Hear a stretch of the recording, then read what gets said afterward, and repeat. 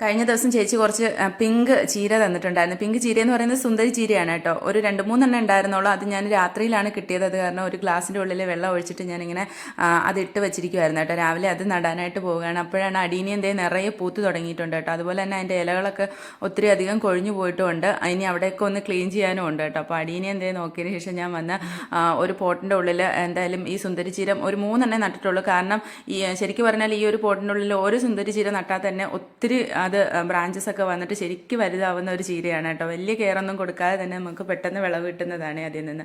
അപ്പോൾ ഇതേ പിന്നീട് കോവൽ 3 ചുവടാണ് ഞാൻ നട്ടിട്ടുണ്ടായിരുന്നത്. അതിൻ്റെ ഉള്ളിൽ വളമോ അങ്ങനെയൊന്നും കൊടുക്കാതെ സോയിലൊക്കെ നന്നായിട്ട് ഡ്രൈ ആയി കിടക്കുമായിരുന്നു. അപ്പോൾ അത് ഒന്ന് ഇളക്കിയിട്ട് കുറച്ച് വളം കൊടുക്കാൻ പോവുകയാണ്. കഴിഞ്ഞ ദിവസം ചീരയുടെ തൈ എടുക്കാൻ പോയ സമയത്ത് തന്നെ കുറച്ച് ചാണകപ്പൊടിയും കൂടെ അവിടെ നിന്ന് എടുത്തിട്ട് വന്നിട്ടുണ്ടായിരുന്നു കേട്ടോ. അപ്പോൾ അതും കൂടി ഞാൻ ഇതിനകത്ത് വളമായിട്ട് കൊടുക്കുകയാണ് കേട്ടോ. അപ്പോൾ ഇനി കോല് അതിനകത്ത് പിടിക്കുന്നുണ്ട്, ധാരാളം കായകളുണ്ട്, അതുപോലെ തന്നെ പൂക്കാനും തുടങ്ങിയിട്ടുണ്ട്. നമുക്ക് ഈ ഒരു മെഷ് യൂസ് ചെയ്യുന്നതുകൊണ്ട് തന്നെ ഇതിൻ്റെ ഉള്ളിലൂടെ അങ്ങോട്ടും ഇങ്ങോട്ടും നടന്നിട്ട് നമുക്ക് ഹാർവെസ്റ്റിങ്ങും എളുപ്പമാണ്. അതുപോലെ തന്നെ അതിൻ്റെ ഉള്ളിൽ പഴയ വള്ളികളൊക്കെ ഇങ്ങനെ ഉണങ്ങി വരുമ്പോൾ അതൊക്കെ ക്ലീൻ ചെയ്യാനായിട്ടും ഈ ഒരു മെഷ് ഭയങ്കര യൂസ്ഫുള്ളാണ് കേട്ടോ.